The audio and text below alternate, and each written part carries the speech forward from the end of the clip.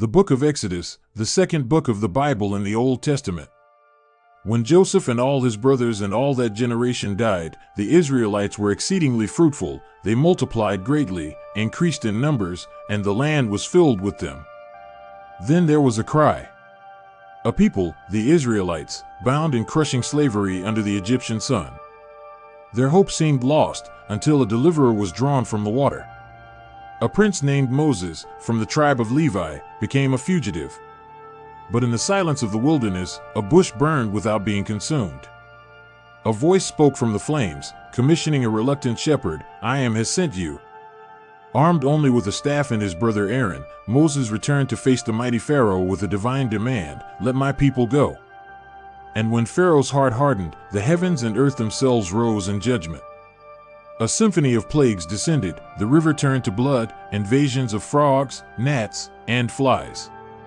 Livestock perished, skin broke in boils, hail rained fire, locusts devoured the land, and a darkness so thick it could be felt, all leading to a night of profound sorrow and ultimate passage. On that night of Passover, the blood of a lamb marked the faithful, and the angel of death passed over. From the house of slavery to the grief of Egypt's firstborn, a nation was born in haste. They fled, only to be trapped between Pharaoh's charging armies and the impossible expanse of the Red Sea. Then, the impossible, a path through the depths, walls of water standing firm.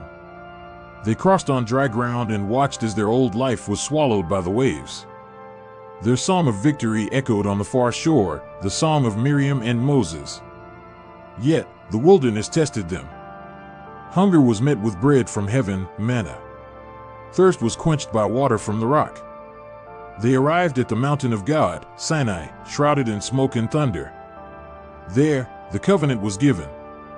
The law, etched by the finger of God on stone tablets, the 10 Commandments, a foundation for a new society. Instructions for justice, mercy, and worship. A blueprint for a dwelling place of God among them, the sacred tabernacle, with its Ark of the Covenant, detailed in threads of blue, purple, scarlet, and gold. But in the shadow of the mountain, human frailty shone. Impatience forged a golden calf, breaking the covenant before the ink of glory was dry. Yet, even in failure, Moses pleaded for God's presence. And he relented.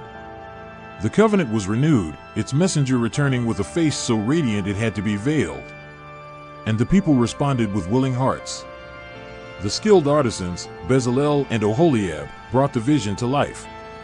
The tabernacle was erected, a perfect, mobile tent of meeting. And as it was completed, on the first day of the year, the glory of the Lord filled the dwelling. The cloud of his presence rested over them.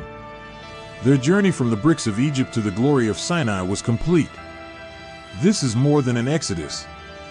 This is the story of deliverance, covenant, and God's relentless desire to dwell with his people. This is the book of Exodus. Subscribe to the channel and let's us walk together chapter to chapter and dig the truth of the scripture together.